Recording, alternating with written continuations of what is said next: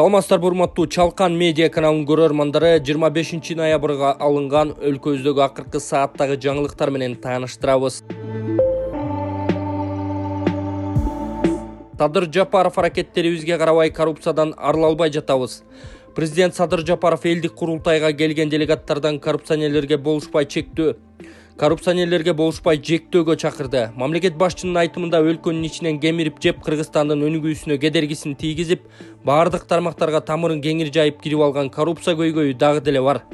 Биз өлкө башына келгенден тартып коррупцияга каршы чечкиндүү күрөш жүргүзгөнүбүзгө карабай бул илдеттен арыла албай жатканыбызды ачык айталы. Эки баштуу ажыдаарга айланган коррупциянын бир башын кессек, экинчи башы өсүп токтобой келе жатат. Бирок кол куушуруп шалдай отуруп калган жерибиз жок, коррупция менен айыгышкан күрөш жүрүп жатат деген Жапаров. Аны менен катар президент курултайдын күчүн коррупцияга каршы күрөшкө багыттай алса, натыйжа сөзсүз болоруна ишенимин артты. Бүгүн талкуулана турган башка маселени бир катар карап, коррупциянын кесепети жана алдын алууга жапа тырмак киришсек, эгер элибиз коррупционерлерди тууганым, жердешим эле деп коргой берсе, бул илдеттен эч качан кутула албайбыз. Мамлекеттик демек элдик мүлккө суук колун салгандарды жалпылап жектесек болушпасак, коррупционерсиңби, мыйзам алдында жазаңды тарт десек гана биргеликте жеңе алабыз, деди президент. Камчыбек Ташиевке каршы чыкканына Өмүрбек Бакиров өкүнүп жатабы? Депутат Өмүрбек Бакиров кабинетинен чыгарылгандан бери көчөдө жүргөнүн айтып чыкты. Орган кызматкерлери өткөн чагын казып атышканы каңууланды. Негизи саясат бычактын мизи сымал опурталдуу экенин башынан аңдабаса керек. Этият жүрүшү керек эле. Кайсы бир маселе үчүн атын чыгарып упай алуу оңой, а турмуш жүзүндө позицияң үчүн күрөшүү оор. Өмүрбек Бакиров убагында Алмамбет Анапияевдин желдети катары жүргөнү, өкүл баласы экени жымыкаларга чыгып келген. Күмөндүү ишкерлиги аңыз жаратканын кайда жашырабыз?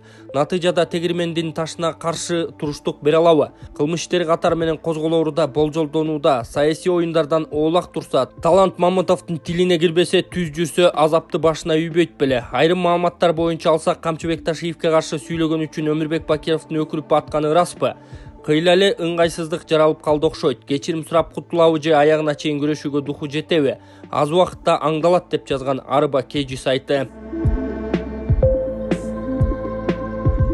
Садыр Жапаров өлкөдө темир иштеткен завод курулаарын билдирди. Кыргызстандагы бардык курулуш иштерине темир кендерибизди пайдаланууну көздөп жатабыз. Бул тууралуу 25 ноябрда президент Садыр Жапаров Бишкекте өтүп жаткан элдик курултайда билдирди. Анын айтымында Кыргызстан курулуш иштери үчүн сырттан темир сатып алууга миллиондогон каражаттарды сарптап келет. Темир жолдун курулушуна, ГЭСтерибизди курууга жана өлкөдөгү бардык курулуштарга сырттан темир сатып албай, темир кендерибизди пайдаланууну көздөп жатабыз. Себеби бүгүнкү күнү темирди сатып алууга жылына бир нече миллион доллар жумшайт экенбиз. Тагыраагы жылда темир сатып алууга миллиондогон доллар каражаттарыбыз чыгып кетет экен. Ушул олчойгон акчага өзүбүз заманбап темир иштеткен завод куруп алсак, өлкөбүздүн ири каражаттардын сыртка агып кетишин токтотуп гана калбастан, темирди экспорттоо менен мамлекетибиздин казнасына олуттуу киреше киргизебиз. Элибиздин жашоо турмушунун тез жакшырышына жол ачабыз, деген ал. Жогорку Кеңештин имараты өрттөнүүдө. 25 ноябрда Жогорку Кеңештин имаратында өрт чыккан. Жогорку Кеңештин кызматкерлери жана эл өкүлдөрү эвакуацияланган. Окуя болгон жерде өрт өчүрүүчүлөр жана полиция иштеп жатат. Алдын ала маалыматтарга караганда өрт жер төлөөдөн чыккан.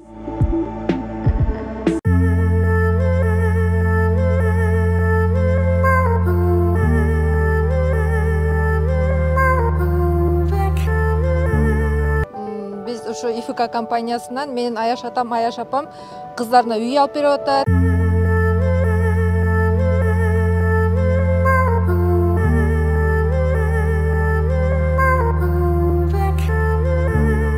Кудай буйруса, биз да ушул жерден үйлүү болуп калайлык. Сиздер да келиңиздер. Аябай жакшы компания экен, биз ишендик бул компанияга.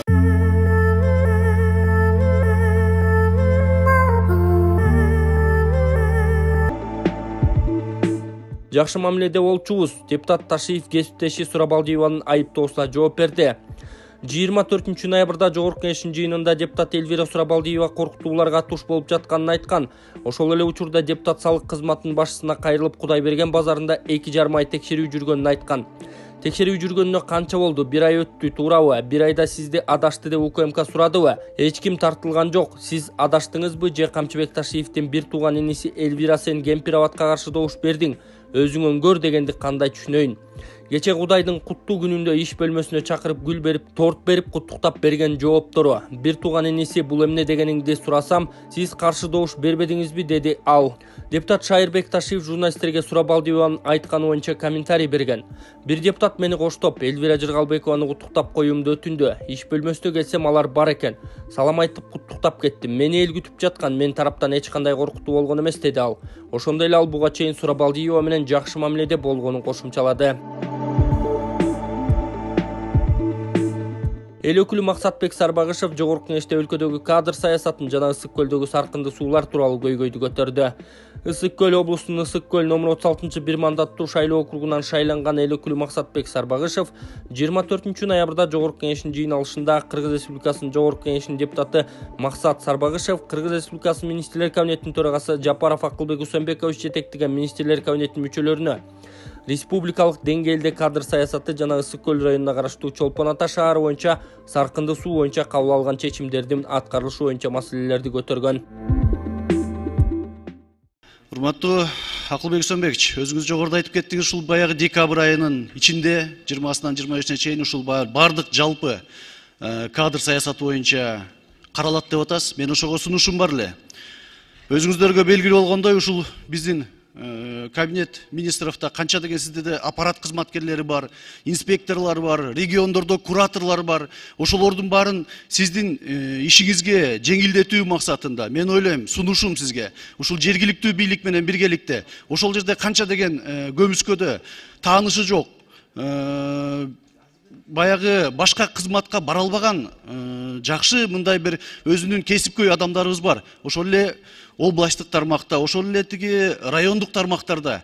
Ошону мен сизге сунушум, ушул сиздердин аппараттагы кызматкерлер, именно жана инспектор, кураторлор жылдап отургандар бар. 10 жыл, 15 жылдан бери отургандар бар. Эмне алардын крышасы ушунчолук эле чоңбу? Давайте ошолорду сиздердин ишиңерди жеңилдетүү максатында ошо региондорго жибериңиз. Региондордо жергиликтүү бийлик менен, эл менен иштеп көрсүн. Болбосо алар уже не то что башкасын эмес, бүгүнкү күндө Жогорку Кеңештин дагы иштерине кийлигишип, мондай бир ким каяка баса турганын сизге жеткизбей чечип калган силердин инспекторлоруңар бар. Менин бул боюнча сунушум.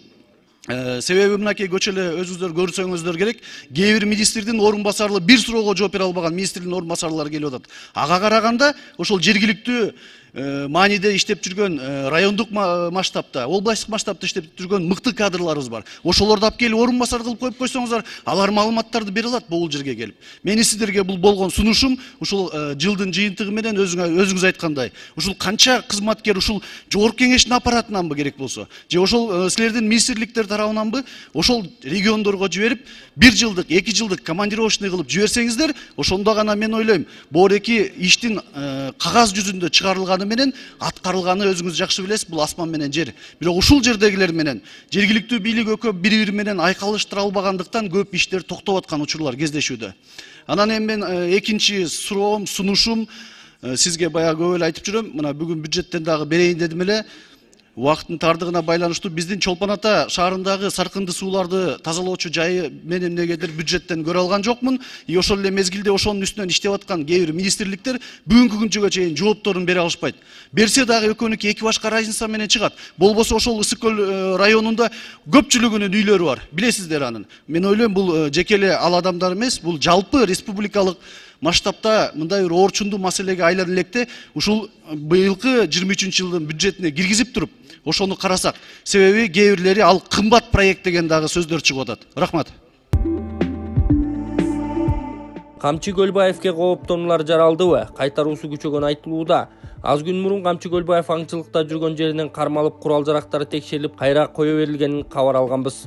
Пикир алмашууда кандай сөздөр болгону коомчулукка чыккан жок, бирок кысым башталганы байкалууда. Ал эми карапайым эл ичинде Камчы Көлбаевке карата жылуу маанайдагы сөздөр арбын. Бул жагын соц тармактардагы пикирлерден эле аңдасаңар болот. А эң олуттуусу ага карата кооптонуулар жаралдыбы? Соңку убакта Камчы Көлбаевдин коопсуздугуна өзгөчө көңүл бурулганы, жан сакчылары кайтаруусу күчөгөнү айтылууда деп жазган Арба KG сайты. Суталинов социалдык тармактагы билдирүүлөрү үчүн эскертүү алганын айтты. Улуттук коопсуздук боюнча мамлекеттик комитеттин мурдагы төрагасы Мурат Суталинов социалдык тармактагы билдирүүлөрү үчүн эскертүү алганын айтты. Ал Facebooктагы баракчасына билдирүү жазып, УКМКдан эскертүү алганы тууралуу документтин көчүрмөсүн жайгаштырды. Суталиновдун айтымында 23 ноябрда УКМКнын кызматкерлери анын үйүнө келип сүйлөшүүгө чакырган.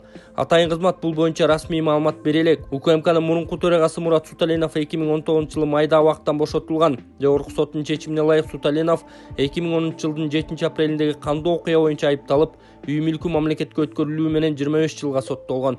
Ал дартына байланыштуу 2 жума сайын улуттук онкология борборуна химиотерапия алып турат. Улуттук банктын алтын кору 14,2 миллиард сомго өстү. Улуттук банктын алтын корунун наркы октябрь айында 14 миллиард 219 миллион сомго көбөйдү. Мекеменин сайтына көрсөтүлгөн маалыматка ылайык октябрдын башында алтын запасынын наркы 43 миллиард 482 миллион сомду түзгөн. Ноябрь айынын башында бул көрсөткүч 57 миллиард 702 миллион сомго жеткен.